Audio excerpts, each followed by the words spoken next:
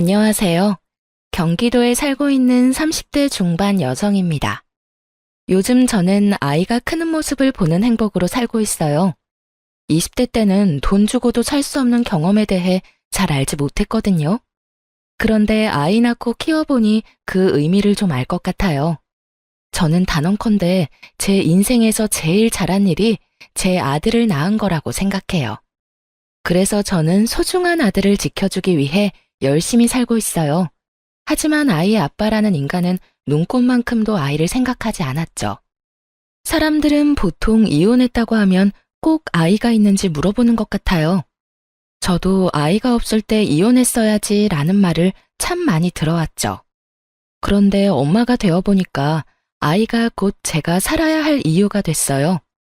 아이 덕분에 저는 이혼하고 혼자가 아니라 둘이 되어 버틸 수 있었죠. 그런데 양육권이고 친권이고 다 필요 없다던 전 시댁과 전 남편이 뻔뻔하게도 얼마 전 제게 터무니없는 말을 하더군요. 제가 아이에게서 할머니랑 아빠를 뺏었다고 주장했죠. 나중에 아이가 자라고 그 인간이 늙어서 병들면 혹시나 아빠라고 찾아올까봐 벌써부터 겁도 나네요. 절대 그럴 만한 자격이 없는 사람이거든요. 제 사연 끝까지 들어주시고 과연 정말 전 남편 말대로 제가 잘못한 건지 구독자 여러분들의 현명한 조언 부탁드려요. 결혼 전에 남편은 말보다 행동하는 남자였어요. 젊은 시절 남자친구들처럼 허황된 사탕발림을 하는 것보다 어른스러웠고 적극적인 행동으로 저를 챙겨줬던 사람이었죠. 물론 사람이 한결같으면 좋겠지만 역시나 남편은 연애 시절에만 잘해주던 그저 그런 좋은 사람이었어요. 참 연애할 때는 간이고 쓸개고 다 내어줄 것 같았어요. 그의 관심은 오로지 저에게만 쏠려 있었죠. 자기 먹는 것보다 제 입에 들어가는 음식이 중요했고 언제나 제 건강을 신경 쓰는 사람이었어요. 제가 살집이 없는 편인데 비실거린다면서 복날에는 꼭 삼계탕집까지 저를 끌고 갔고요. 초복, 중복, 말복 빠짐없이 저희 엄마보다 남편은 저를 살뜰히 챙겼어요. 제가 어릴 때 아빠가 일찍 돌아가셔서 저한테는 엄마뿐이었거든요. 엄마는 남편이 연애 때 제게 잘하는 모습 보고 진심으로 좋아하셨어요. 그런데 남편은 몸보신해야 한다며 삼계탕은 꼭 먹이면서 말은 이상하게 무뚝뚝하게 하는 사람이었어요. 제가 음식을 남기면 그렇게 먹어서 어디 나중에 애는 잘 낳겠냐고 타박도 했죠. 퉁명스러운 말투이기는 했지만 언제나 그 안에는 저를 향한 걱정이 묻어났어요. 투박한 그 사랑 표현이 연애 때는 뭐 그리 따뜻하게 느껴졌는지 몰라요.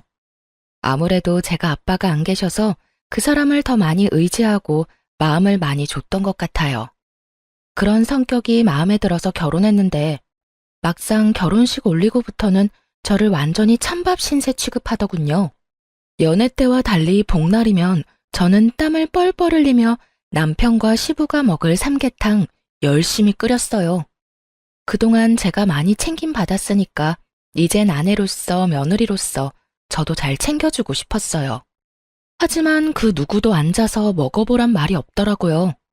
남편과 시부모는 자기들끼리 개걸스럽게 삼계탕을 해치웠어요. 맛있게 잘 먹는 모습이 처음에는 보기 좋았죠. 하지만 제가 앉기도 전에 제 목까지 4마리를 다 먹는 바람에 결국 저는 죽만 먹었어요.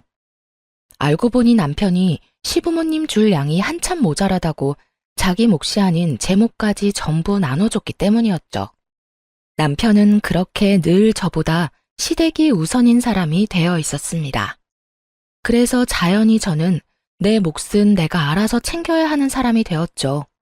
결혼 초반에는 무심한 남편 때문에 외톨이가 된 기분이었어요. 하지만 사람은 적응의 동물이라고 하잖아요. 삼계탕을 각자 뚝배기에 나눠 끓여 나가면 제 뚝배기에 손댈 생각은 못 하더라고요. 돌이켜보면 남들처럼 달콤한 신혼을 보낸 기억도 별로 없네요. 신혼 초반에는 저도 새댁이니까 잘 모르잖아요. 그러니 남편에게 이끌려서 시댁에 자주 갔어요. 2번 다시 돌아오지 않을 신혼의 시간을 시부모에게 할애했었고 그 이후에는 뭐 아들 임신하고 독박 육아하느라 바빴어요. 어쩌다 제가 남편에게 서운한 티라도 내면 남편은 결혼하면 다 이런 거라고 말했고, 저는 육아에 지쳐서 반박하지 않고 수긍해버렸죠. 그렇게 기억은 다 나지 않지만 제 마음속 깊이 자잘하게 서운한 것들이 얼마나 쌓여갔는지 몰라요. 건조한 결혼 생활에 무뎌질 즈음 도를 지나치는 남편과 시부모 보면서 저는 점점 깨닫기 시작했어요. 결혼했다고 해서 모두가 저처럼 불행하게 살지 않는다는 걸요. 그럼 제가 가장 상처받았던 일들을 한번 꺼내볼게요. 시모의 생일날은 보통 제가 집에서 잔치상을 마련했어요. 시모가 먹고 싶다는 음식을 한 상 가득 차리곤 했는데 먹으면서도 불만이 너무 많은 시모였죠.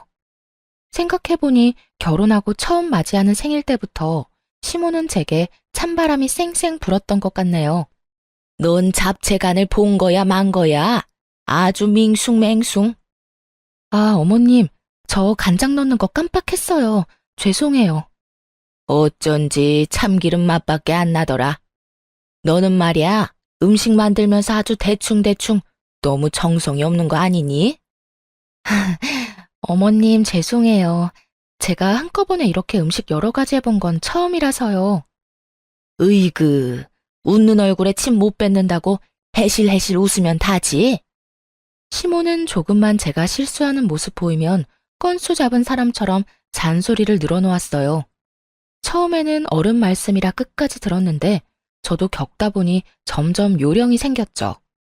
시모 잔소리가 시작되면 말을 돌리며 자리를 슬쩍 뜨곤 했어요. 그땐 정말 뭘 몰라서 남편이 고생했다는 말이라도 제게 한마디 해주면 그게 얼마나 뿌듯했는지 몰라요. 그래서 시모가 구박해도 별 타격이 없었죠. 하지만 타박하는 것도 한 번이 아니라 여러 번 겪다 보니 저도 불만이 쌓여갔어요. 지금 기억을 되살려보니 저는 어쩌면 많이 우울한 상태였던 것 같아요.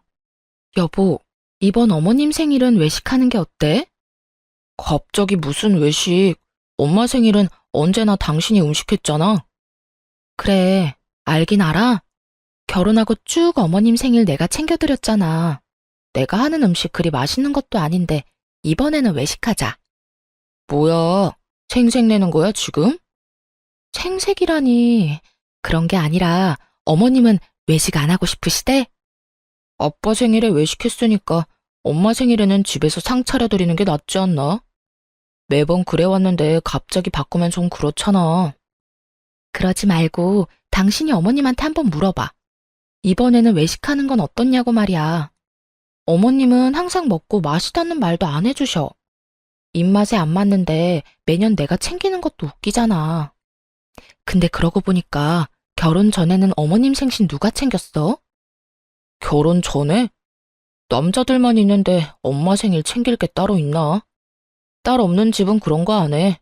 그냥 밖에서 외식이나 했지. 남편 말 들으니 조금 괘씸하더군요.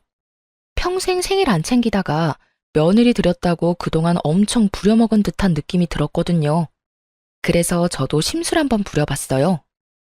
몰라. 난 이번에는 진짜 어머님 생일상 못 차리겠어. 뭐? 갑자기 당신 왜 그래?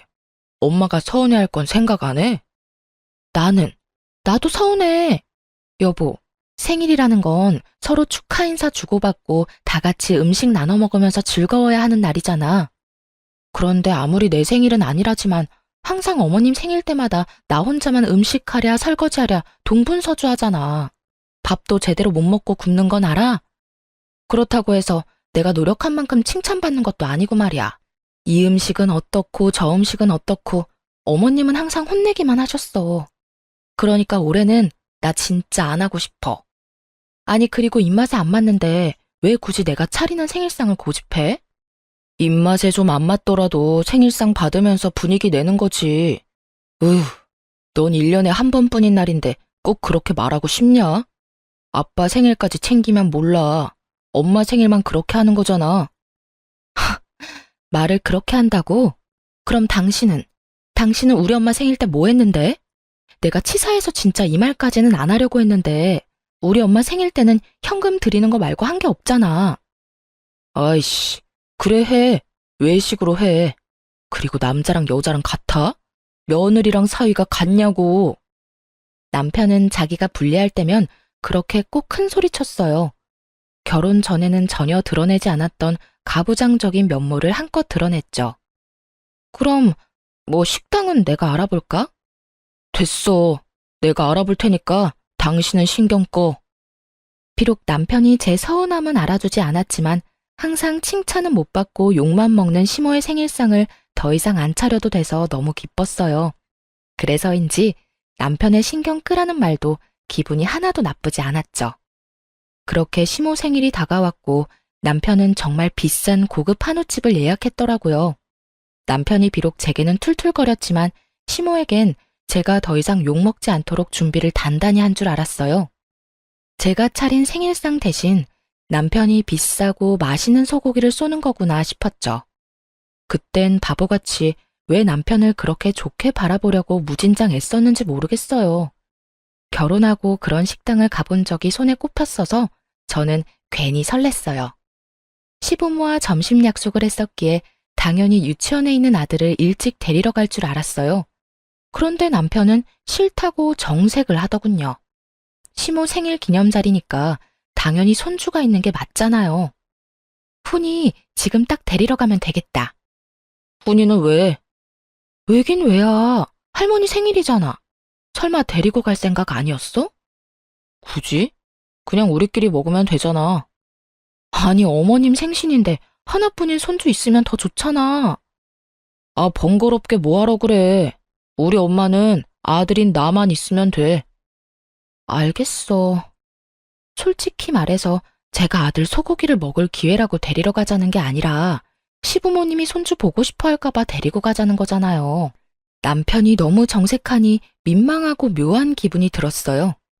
아들 유치원까지 데리러 가는 게 귀찮은 건지 아니면 식당에서 아이가 밥 투정 부릴까봐 그러는 건지 남편의 마음을 알 수 없었죠. 그냥 저녁에 아이 맛있는 밥 해줘야지 생각하고 말았어요. 그런데 식당 가서 남편이 제게 이렇게 귓속말을 하더라고요. 엄마 생일이니까 우리는 맛만 보자. 아무래도 여기 가격이 좀 있잖아. 4명 다 먹으면 감당 못해. 그래. 남편은 중소기업을 다니는 일반 회사원이었고 저는 카페 운영하고 있는 평범한 부부였어요. 부부 수입이 모자라서 막 허덕이는 것도 아니었지만 거기가 워낙 비싼 식당이니 그렇게 말할 수 있다 생각했어요. 하지만 저는 입이 짧아서 엄청 많이 먹는 것도 아닌데 한편으로는 내가 먹으면 얼마나 먹는다고 그러지 싶었어요. 그래도 그냥 좋은 게 좋은 거라고 그날은 시모만 맛있게 잘 먹으면 된다 생각했어요. 남편이 시킨 화려한 부위별 소고기가 나오고 직원이 굽고 있는데 시모는 또 잊지 않고 제게 잔소리하더군요.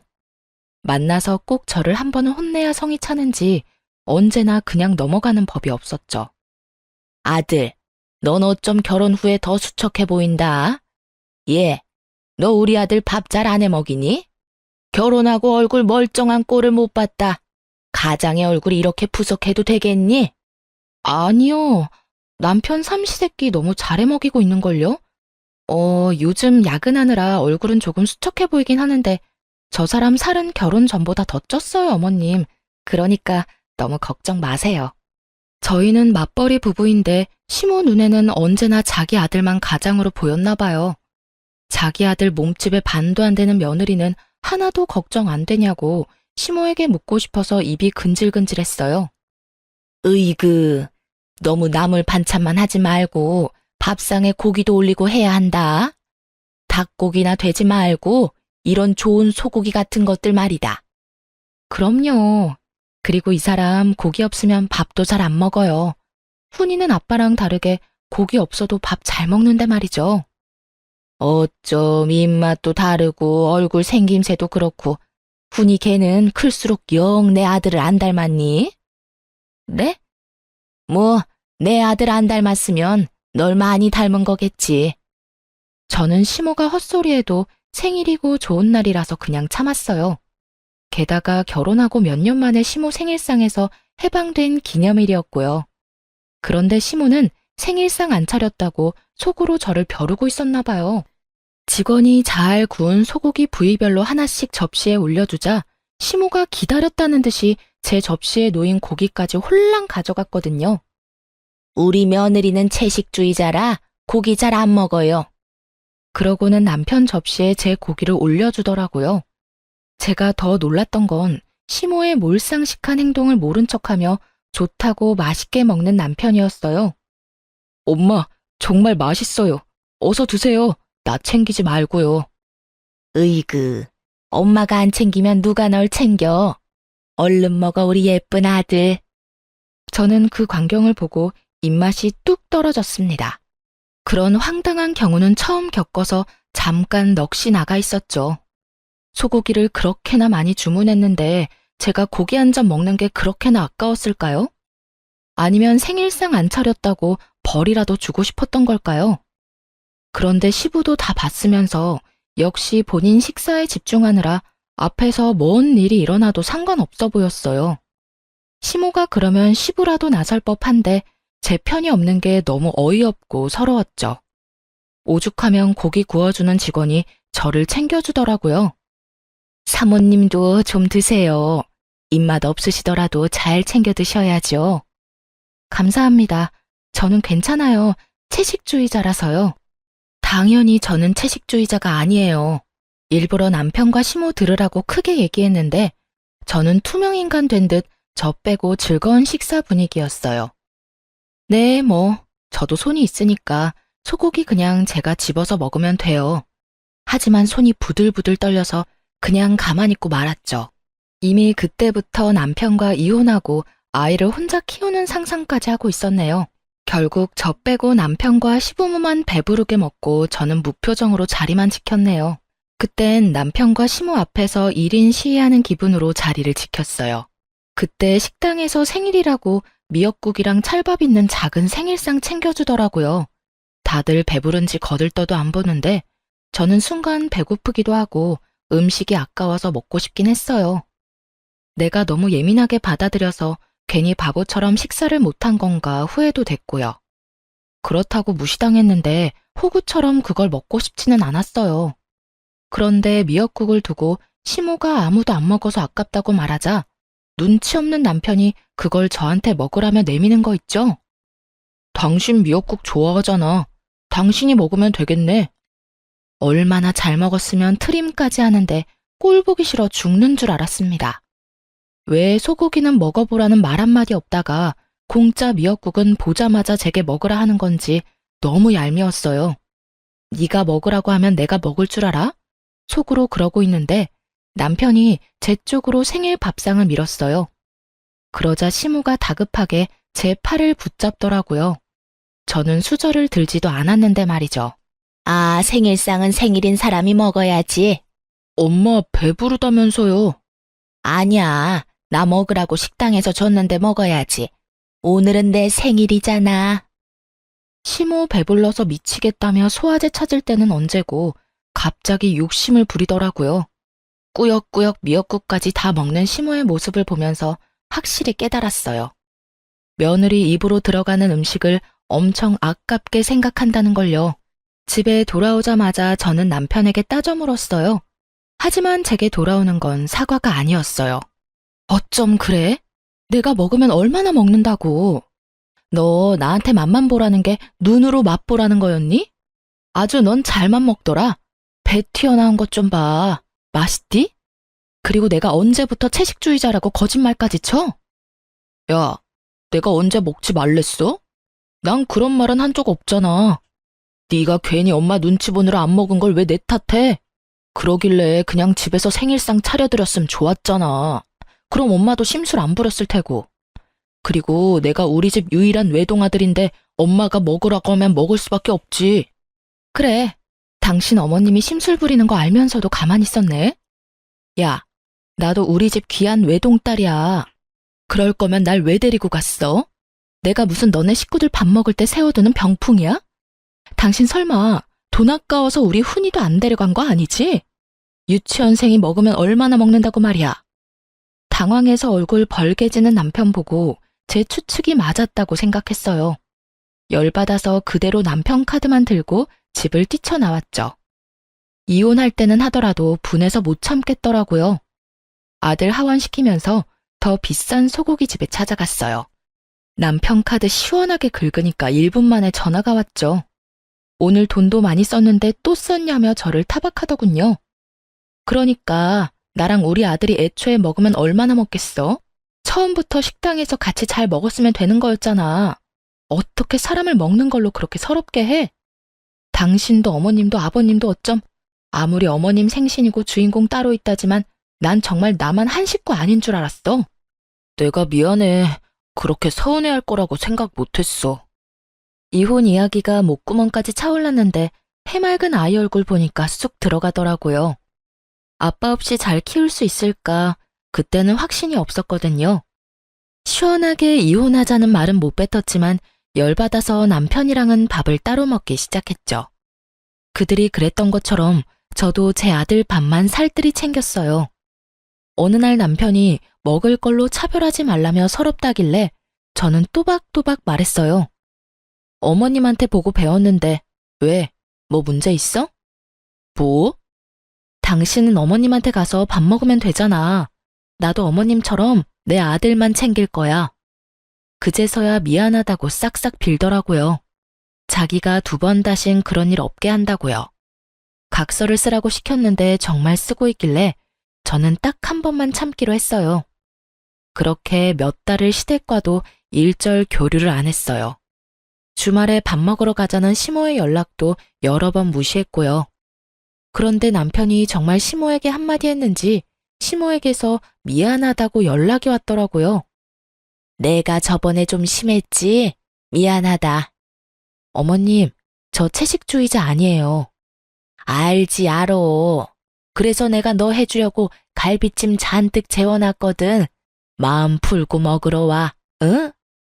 갈비찜 때문에 시댁에 간 거는 아니었고 이혼하지 않는 이상 얼굴 보고 살아야 하니까 응어리는 풀자 하는 마음으로 갔어요. 시모가 막상 저를 마주하면 또 늘 하던 것처럼 잔소리하며 눈치라도 줄 줄 알았는데 엄청 조용하더군요. 남편에게 확실히 뭘 듣기는 들었는지 시모는 저뿐만 아니라 손주까지 엄청 챙겼어요. 이것저것 먹어보라며 시모가 제게 반찬 들이미는데 결혼 전에 저를 반겼던 모습이 생각나서 마음이 이상했어요. 그 덕에 미움보다 좀 잘 지내고 싶은 마음이 커졌죠. 그날 정말 잘 먹고 집에 돌아가려는데 시모가 갈비찜 너무 많이 재웠다고 친정에 갖다 주라고까지 하더라고요. 사돈이 매운 거 좋아했던 것 같은데 맞지? 특별히 여기에는 청양고추 엄청 넣었어. 고맙습니다. 어머님, 오늘 정말 잘 먹었어요. 엄마한테도 잘 전달해드릴게요. 하지만 나중에 가서야 갈비찜의 비밀을 알게 됐어요. 저와 화해하려고 혹은 제가 예뻐서 챙겨주는 갈비찜이 아니었죠. 자기야, 가면서 땡땡 베이커리 좀 들리자. 엄마가 좋아하는 빵집이거든. 갈비찜 가져가는데 뭐하러 또 빵을 사가? 아니, 갈비찜은 어머님이 챙겨주신 거고 내가 엄마 사드리고 싶어서 그래. 요즘 밀가루값 엄청 올랐잖아. 빵값도 만만치 않은데? 뭐야, 아깝다는 거야? 아니, 내 돈으로 사는데 왜 그래? 기왕 가는 거 들리자고. 알겠어. 그런데 밀가루 값도 값이지만 이번에 장모님 아파트 값도 정말 많이 올랐더라. 뭐? 뉴스 못 봤어? 그쪽 동네 다 올랐다고 뉴스 떠서 내가 검색해 봤었거든. 그래? 엄마가 말 안 해서 몰랐어. 아무리 뉴스가 떴다지만 처갓집 아파트 시세를 몰래 검색해 봤다는 게 참 정 떨어지더라고요. 사실 그 전에 밀가루값 얘기할 때부터 신경이 거슬렸죠. 그럼 갈비찜 갖다 드리면서 아파트 값이 얼마나 올랐는지 장모님한테 물어봐. 아무리 모녀지간이라도 다 말할 수는 없어.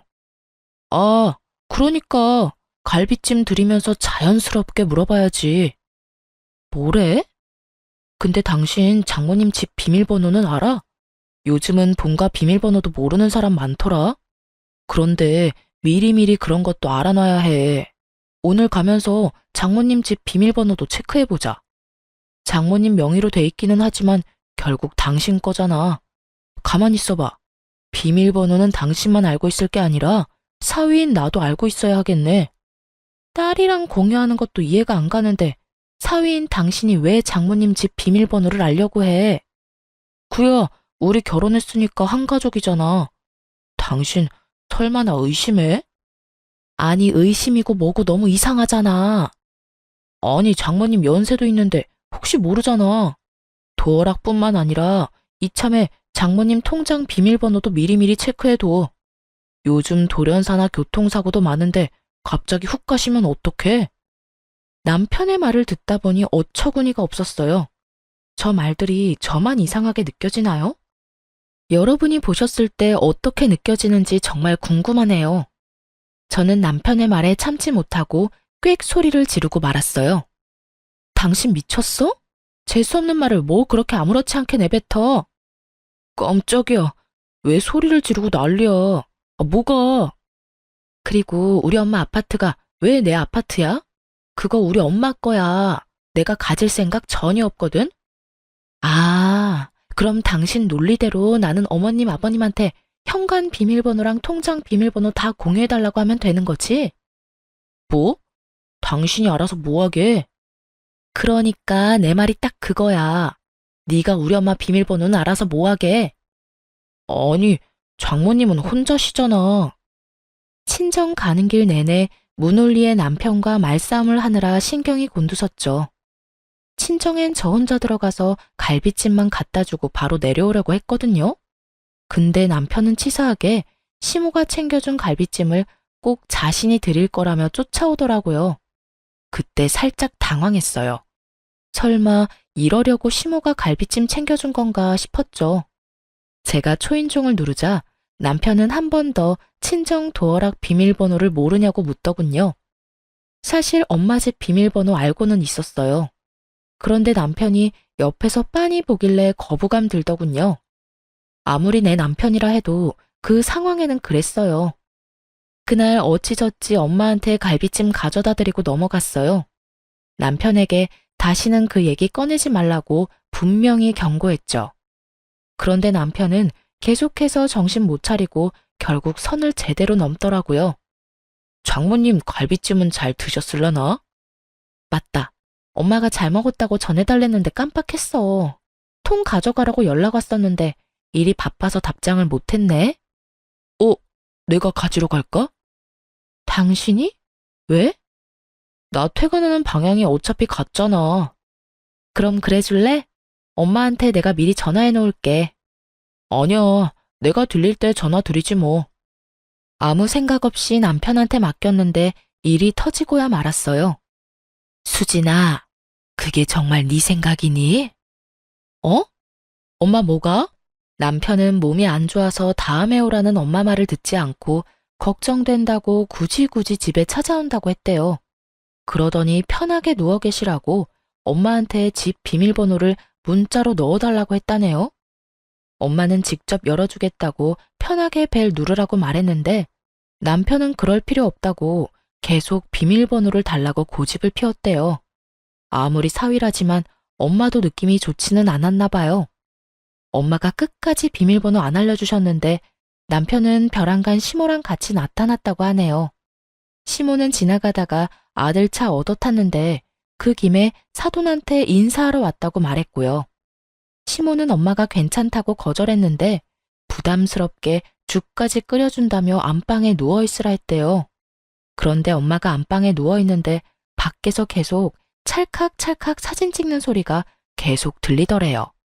슬쩍 나가보니까 남편이 말도 없이 친정집 내부를 찍고 있었던 거예요. 아니 자네 지금 뭐 하나?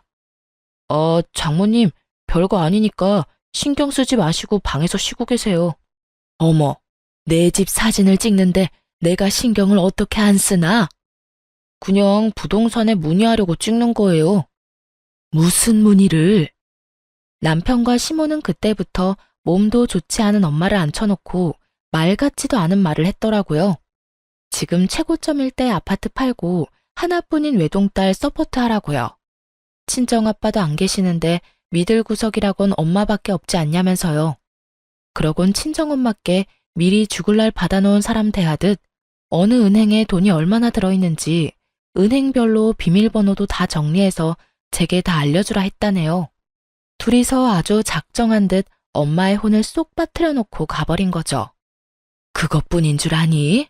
한서방이 나한테 깔끔한 신축으로 월세방 얻어주겠대. 아파트 시세 올랐을 때 팔라는데 어찌나 불편한지 모르겠더라. 내가 멀쩡한 내 집 두고 갑자기 어딜 가니? 사돈도 합세해서 다 딸 위한 거라 하는데 너 정말 엄마가 아파트 팔았으면 좋겠어? 요즘 너희 생활 어렵니? 내가 모르는 무슨 일이라도 있는 거야? 엄마 그거 절대로 내 생각 아니야. 내가 지금 집으로 갈게요. 이게 무슨 일이라니. 갑자기 들이닥쳐서는. 통화하는 내내 친정엄마는 갑작스런 상황에 놀라고 속상해서 우셨어요. 저는 남편에 이어 시모까지 왜 자꾸 M1 엄마 아파트에 눈독을 들이는지 정말 환장하겠더라고요. 급하게 아이를 데리고 친정에 갔어요. 그런데 어린 제 아들이 엄마 집 문 앞에서 하는 말에 저는 그만 다리에 힘이 풀려서 주저앉고 말았어요. 엄마, 할머니가 꼭 비밀번호 외워오랬어. 숫자 놀이 한다고 했어. 어? 푸나, 혹시 어떤 할머니? 아빠 할머니가. 엄마 할머니 비밀번호 가르쳐 달랬어. 저희 아이는 아직 어려서 외할머니를 엄마 할머니라 불렀고 친할머니를 아빠 할머니라고 불렀어요. 무슨 속셈인지는 몰라도 시모가 어린 손주한테 외할머니 집 비밀번호를 외워오라고 시킨 거예요. 그때부터 눈앞에 보이는 게 없어지더라고요. 집주인이 멀쩡히 있는데 몰래 사진까지 찍고 그놈의 현관 비밀번호 알아내서 뭐 어쩌려고 그렇게까지 하는 건지 도대체 무슨 짓을 벌이려고 그러는지 소름이 끼치기 시작했죠. 시모에게 전화를 걸어서 따지니 시모는 태연한 목소리로 말했어요. 어머님, 혹시 우리 훈이한테 저희 엄마 집 비밀번호 알아오라 했어요? 아이고, 네가 물로 터져서 그랬지. 갈비찜 해줬으면 그걸로 해결했어야지. 너네 엄마 아파트값 엄청 올랐잖아. 엄마 죽고 물려받으면 늦어. 아파트 똥값 된다 너. 그 아파트는 지금 그만큼 올랐을 때 얼른 팔아야 해. 부동산에 얼른 내놓고 리모델링 한 적이 있어서 그런지 다른 호수보다 깔끔하니까 더 얹어서 내놓아도 충분히 팔릴 거야. 내가 이미 내놓은 집들 다 보고 왔어. 지금 제정신으로 하시는 말씀인가요? 떡 줄 사람 생각도 안 하는데 뭐 하는 짓이에요, 이게? 그럼 내가 제정신이지 치매라도 걸렸을까 봐? 차라리 치매 걸린 거였으면 좋겠네요. 보통 사람의 머리로는 할 수 없는 일이에요, 지금. 너 시어미한테 어디서 그런 막말을 하냐? 그럼 뭐, 내가 우리 엄마한테 상처 준 사람한테 곱게 말할 거라 기대했어요? 당신 아들이랑은 이혼이에요. 더 생각할 것도 없어요. 이 지경까지 오기 전에 진작 했어야 했는데 누굴 탓하겠어요. 예, 이혼이라니 안 된다. 수화기 너머로 애걸복걸 매달리더라고요.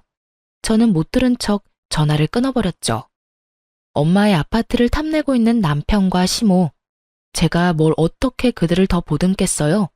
단번에 이혼 결심이 서더라고요.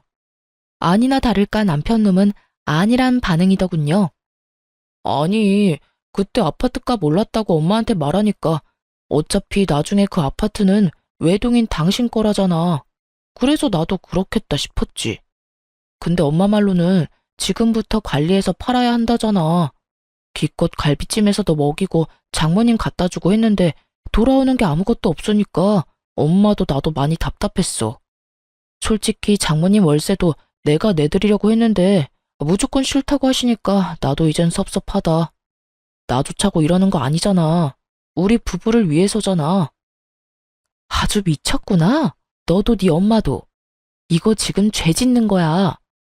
부들부들 거리는 손으로 남편 뺨을 시원하게 갈기고 짐 싸서 친정에 갔어요. 엄마는 걱정스러운 눈빛으로 이게 다 남편이 없어서 그들이 얕잡아 본 것 같다고 하더라고요. 말년에 이런 추잡한 꼴까지 다 겪는다며 가슴을 퍽퍽 치며 한탄하셨어요. 너무 비참하고 죄송하더라고요. 제가 결혼을 잘못해서 피해를 끼쳤잖아요. 얼른 이혼할 거니까 걱정 마시라고 엄마에게 단단히 일러뒀어요. 이건 아빠의 부재가 문제가 아니라 남편과 시모가 이상한 거라고 말이죠. 당연히 엄마 역시 제 잘못 아니라며 저를 다독이셨고 정신 차리는 대로 엄마랑 친한 변호사 이모한테 전화를 걸었어요. 제가 이혼 소송을 걸겠다고 말했더니 그들은 아주 천하태평이더군요. 붙잡을 때는 언제고 또 다르게 머리 굴렀나 봐요. 서로 머리 복잡하게 소송으로 질질 끌지 말고 깔끔하게 네가 내 아들한테 5천만 원만 줘라. 그럼 네 아들 양육권이랑 친권 우리가 다 포기해 줄 테니 내 아들도 새 출발은 해야 하지 않겠니? 겨우 별것도 아닌 것 가지고 예민해하는 너나 네 엄마 때문에 지금 우리도 피해보는 거잖아. 가족끼리 비밀번호 공유하는 게 뭐가 어때서? 그리고 내가 아파트 팔아서 놔달라고 했냐? 너 가지라고 떠먹여줘도 왜 받아먹질 못해? 정말 그거면 돼요? 5천만 원? 당신이 말해봐. 당신 5천만 원 주면 흔히 안 볼 자신 있어? 나도 엄마 의견이랑 똑같아. 솔직히 애는 엄마가 알아서 키우면 되는 거 아닌가? 그리고 예전부터 의심 가던 거지만 훈이 나랑 너무 안 닮은 것 같아. 나만 그렇게 생각하는 게 아니라 우리 가족 다 그렇게 생각해. 그거에 대해선 아무것도 묻지 않을 테니까 깔끔하게 5천만 원만 줘. 뭐? 그래, 5천만 원 줄게. 역시 너란 인간 부성애고 뭐고 없구나.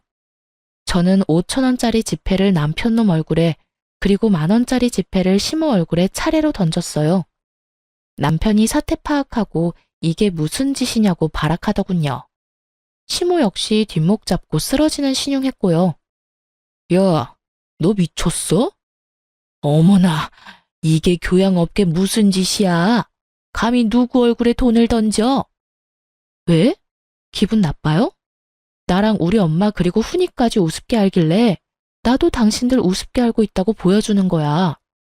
그리고 훈이가 누구 닮아서 유제품 알러지가 있는데 감히 우리 훈이를 그딴 식으로 언급을 해? 유제품 알러지는 후한 거잖아. 그래, 너 덜 맞았구나. 저번에 맞은 뺨으로 충분하지 않지?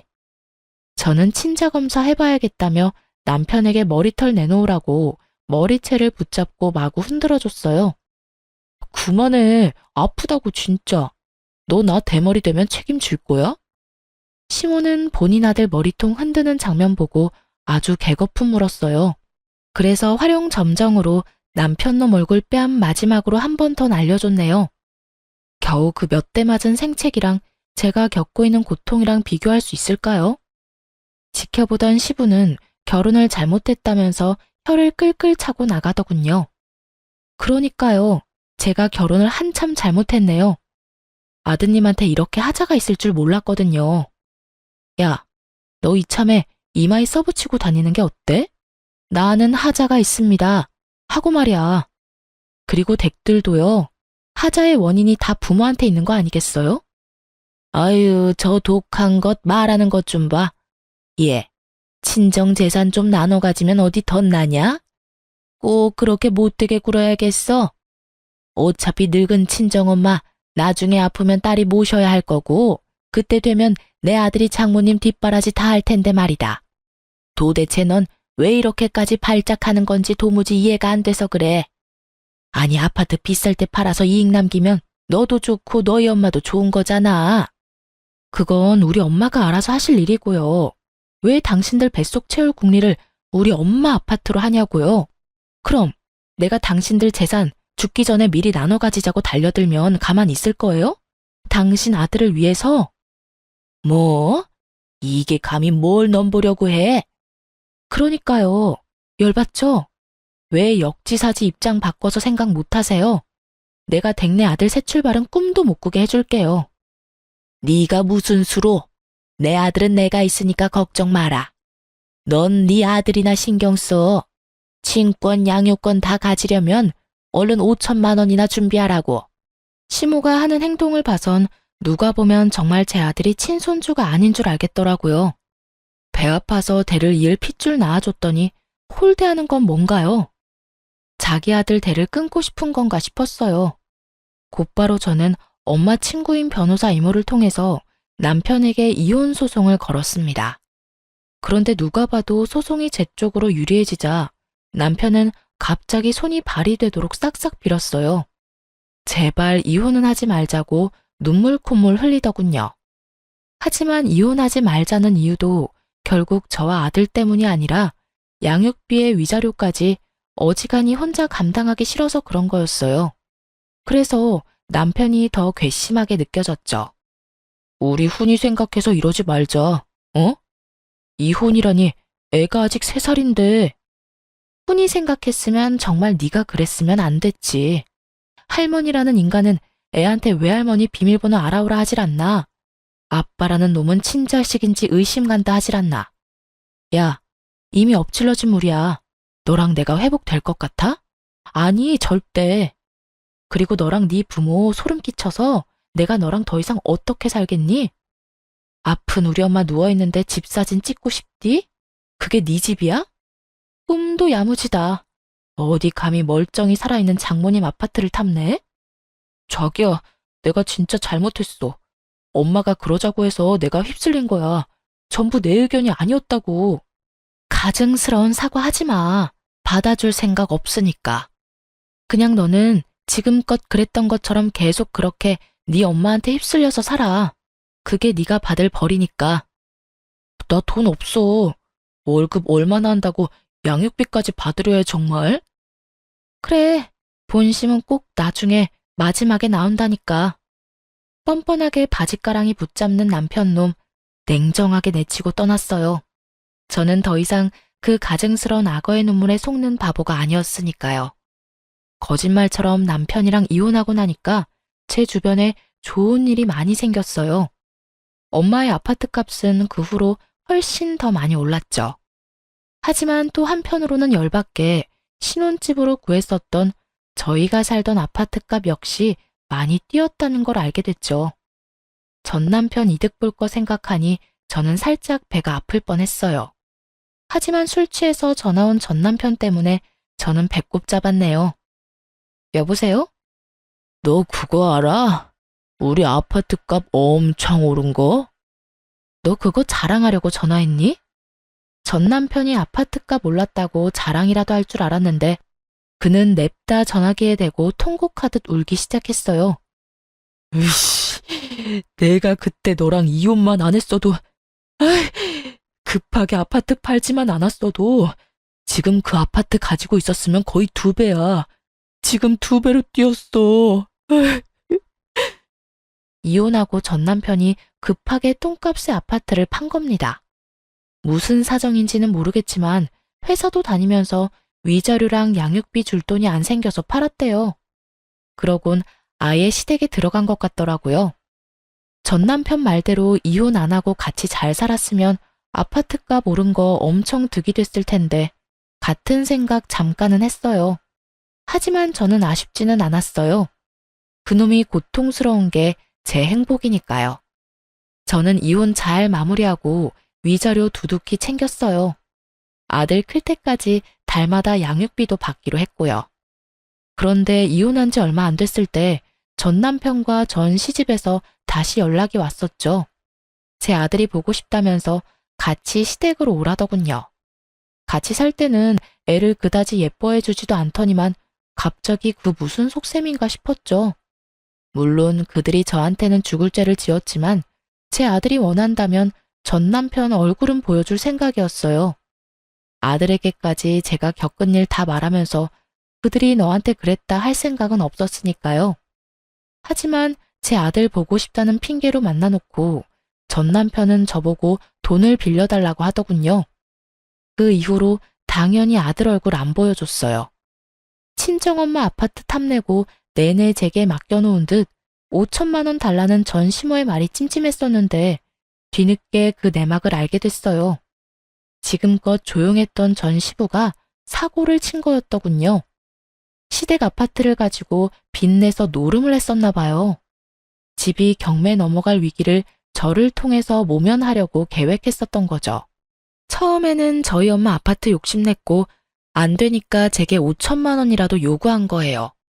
결국 제게 돈을 못 받으니까 전 남편 아파트까지 팔았던 거고요. 전 남편은 저희 카페로 찾아와서 자기 불쌍하지 않냐며 돈을 못 빌려주겠으면 양육비라도 받지 말라고 뻔뻔하게 굴었어요. 나 정말 답답해. 그 좁아터진 오피스텔에 부모님까지 모시느라.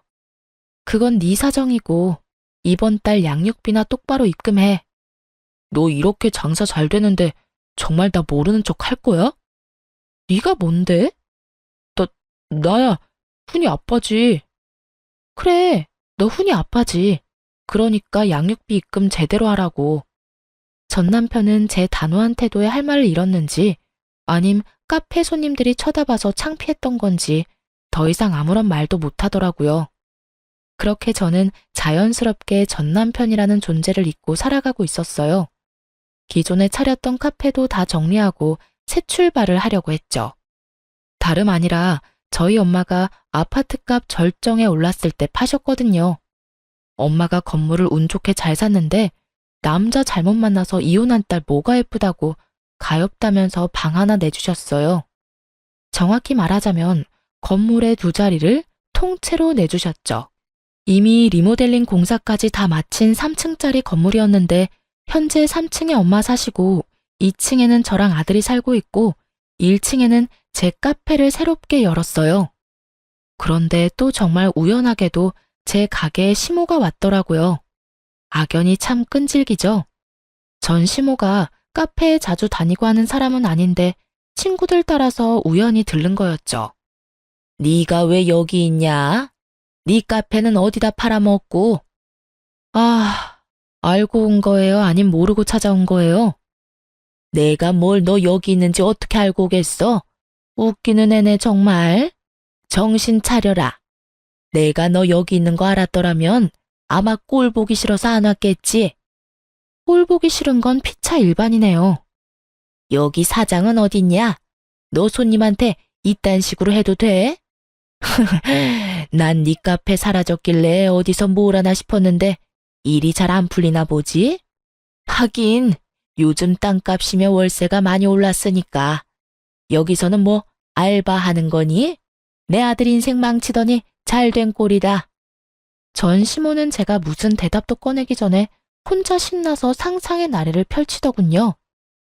얘들아, 와서 내 며느리 꼴 좀 봐라. 이혼하고 카페 쫄딱 망해서 여기서 알바나 하고 있네. 게다가 전 시모는 자기 친구들이랑 왔는지 갑자기 친구들을 제 앞으로 불러 모아서 대놓고 제 흉을 보기 시작했죠. 그때 알바생이 사장님이라고 부르자 전 시모는 용케 다시 카페 열었냐고 비웃었어요. 그래봤자 다 은행빚 아니냐고요. 그래서 제발 정신 차리라고 한마디 해줬어요. 원래 하던 카페는 월세라서 그냥 정리했죠. 여기는 저희 엄마 건물이에요. 하나뿐인 딸이라서 월세도 안 받겠다고 하시네요. 아휴, 어쩌죠? 저는 누구처럼 인생 망하지 않고 이렇게 카페도 새로 열고 누구보다 잘 살고 있네요. 뭐? 여기가 정말 아니, 너네 엄마 건물이라고? 아, 엄마 아파트 값이 그 이후로 더 올랐거든요. 나중에 엄마가 이 건물 통째로 물려주신다는데 덕분에 저 건물주 되게 생겼잖아요. 근데 전 남편 통해서 들었는데 남편분이 사고 거하게 쳤다면서요? 집은 경매 넘어갔는데 아직 카페 오고 그럴 여유가 남아있으신가 봐요? 그 자식은 그걸 또 왜 말을 해서? 어머 순자야, 너 집 경매 넘어갔어? 어머, 그럴 리가 있니? 나 급한 일이 생겨서 먼저 가볼게. 꽤 치장하고 나타났길래 집안 사정 괜찮아진 줄 알았더니 그것도 아니었나 봐요. 창피한 건 아는지 자기 친구들 두고 쌩하고 도망가더라고요. 그 친구들은 괜히 제게 궁금한 게 많은지 이것저것 물었어요. 저는 뭐 아무리 악연이라지만 제 입을 또 굳이 더럽히기 싫어서 그냥 몇 가지만 대답해주고 입 다물었네요. 그랬더니 그냥 그 사람들도 더 이상 묻지 않고 제게 고생 많았다며 음료랑 빵을 잔뜩 팔아주고 갔어요. 아니나 다를까 전 남편에게서 연락이 왔어요. 솔직히 먼저 연락 올 거라고 예상은 했어요. 그는 양육권이랑 친권 5천만 원에 포기한다고 다 필요 없다 해놓고 갑자기 태세 전환을 했죠. 그리고 엄마 건물이라고 밝힌 이유 저도 나름대로 있었답니다. 장모님 건물 샀다며? 뭐? 그럴 거였으면 이혼 사유가 전혀 맞지 않잖아. 장모님도 다 내 탓해놓고 결국 아파트 팔 생각이었던 거지. 네가 괜히 예민해서 훈이한테서 아빠랑 친할머니, 친할아버지를 뺏은 거야. 뭐라는 거야? 먼저 양육권 친권 타령하면서 5천만 원 들먹인 게 누구더라? 됐고, 이제 나도 훈이 아빠 자리를 다시 되찾을 거야. 나도 내 권리를 찾아야지. 권리라. 당신 훈이 아빠로서 자격을 찾고 싶은 거야? 아님 우리 엄마 건물이 또 탐나서 그러는 거야? 뭐, 난 너만 좋다면 재결합 생각하고 있어. 훈이 생각해서라도 그게 좋은 거니까. 미친놈. 뭐? 너 양육비 4개월이나 밀렸어. 번호 바꾸고 잠수 타더니 이제서야 연락이 되네? 알지? 계속 밀어봐 어디. 여보. 여보 같은 소리 한다. 야, 네가 정말 훈이 생각한다면 돈 열심히 벌어서 양육비 보내면 되는 거야. 알겠니? 양육비를 줘야 하는 게 바로 네 권리야. 그니까 더 징징거리지 말고 입금이나 해. 더 지체하면 미지급 소송 들어갈 거니까. 회사에 소문이라도 나고 싶어? 본인한테 남은 거라곤 회사밖에 없어서 그런지 회사 이야기 꺼내니 바로 깨갱하더군요. 참 부성애라는 게 모든 사람한테 있는 건 아닌가 봐요. 친자식 아닌 것 같다고 상처 줄 때는 언제고 아들을 가지고 끝까지 어떻게 해보려고 하는 꼴이 우스웠죠. 그리고 결혼 후든 이혼 후든 왜 장모님의 재산을 탐내는지 도무지 제 상식적인 선에서는 이해가 안 됐고요. 사실 아들이 상처받을까봐 전 남편과 전 시댁 이야기를 저는 평생 가슴에 품고 안 꺼내리라 생각했어요. 하지만 아들이 컸을 때 혹시라도 그들에 의해 피해보지 않게끔 이젠 잘 정리해서 설명해주는 게 필요하겠다 싶어요. 왜 그런 사람들 많잖아요. 자식 낳아놓고 나 몰라라 하더니 자식 혼자 올바르게 다 크면 부모랍시고 나중에 찾아와서 생색내면서 자식 괴롭히는 사람들이요. 전 남편이 딱 그럴 것 같았어요. 저는 이 이혼 끝에 얻은 교훈이 하나 있어요. 분수도 모르고 남의 것을 탐내지 말자. 분수에 맞게 살자가 제 모토가 됐죠. 앞으로도 제 분수에 맞게 잘 살도록 할게요. 지금까지 긴 사연 들어주셔서 감사합니다. 좋은 하루 되세요.